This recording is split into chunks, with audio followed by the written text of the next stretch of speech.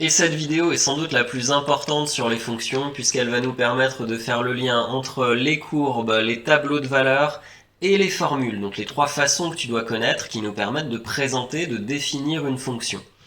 L'exemple est le suivant, je donne une fonction définie par la formule suivante, f de x égale 0,5x au carré moins 2x moins 1, et grâce à cette formule, on va devoir construire nous-mêmes la courbe de la fonction.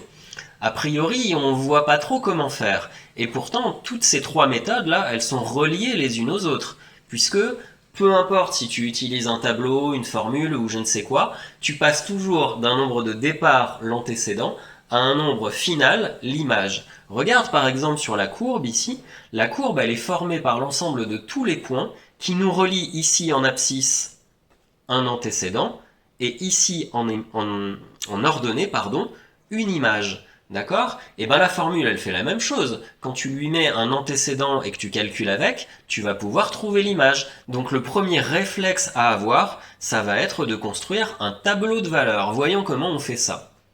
Déjà, il y a une ligne pour les antécédents. Les antécédents, c'est x. Et puis il y a une ligne pour les images. Les images, c'est le résultat de la fonction quand on calcule avec, par exemple, et c'est f de x.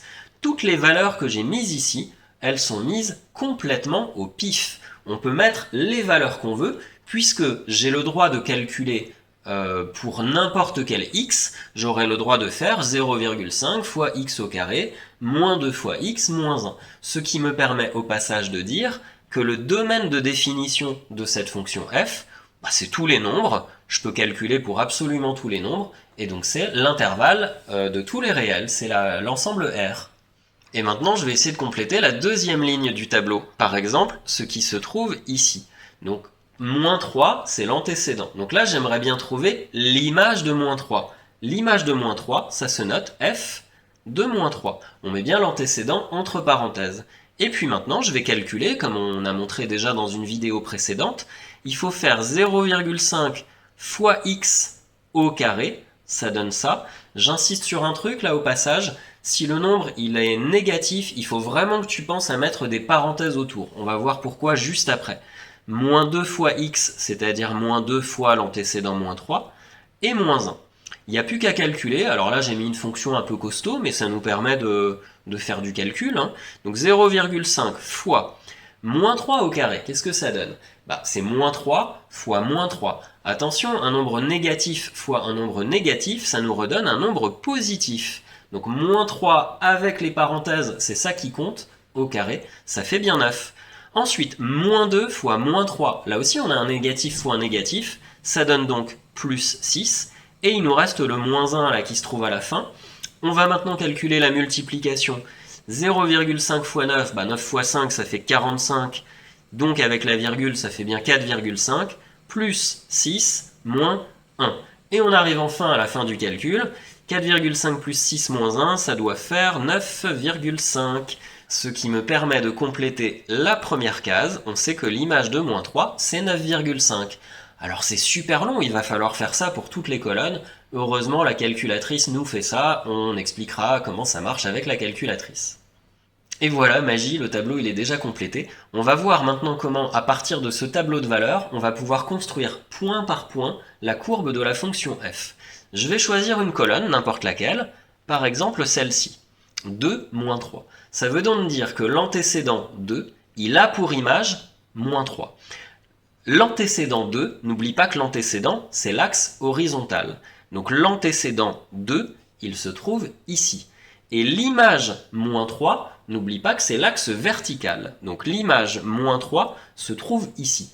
Où est le point de la courbe qui correspond à cette image et à cet antécédent? Alors je le fais à main levée. Hop, on n'oublie pas les droites là, verticales et horizontales. Et ça nous donne un point qui se trouve ici et qui appartient forcément à la courbe, puisque grâce à cette courbe, on est censé relier l'antécédent 2 avec l'image moins 3.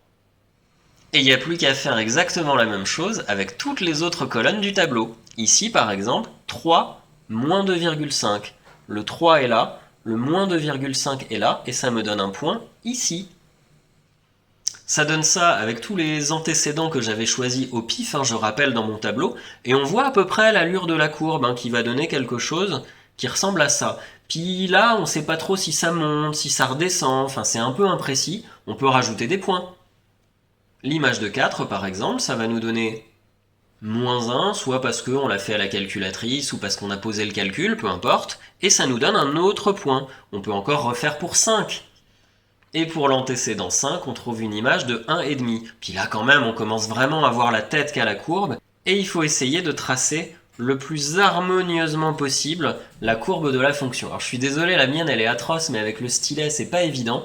Sur du papier, on arrive à peu près joliment à tracer comme ça l'allure de la courbe. On voit bien que celle-ci, elle ressemble tout simplement à un U.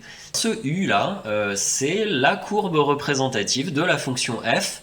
Voilà, donc c'est comme ça qu'on fait pour, à partir de la fonction sous forme de formule, pour, en passant par un tableau de valeurs, obtenir finalement la courbe de la fonction. Ça, il faut que tu saches le faire.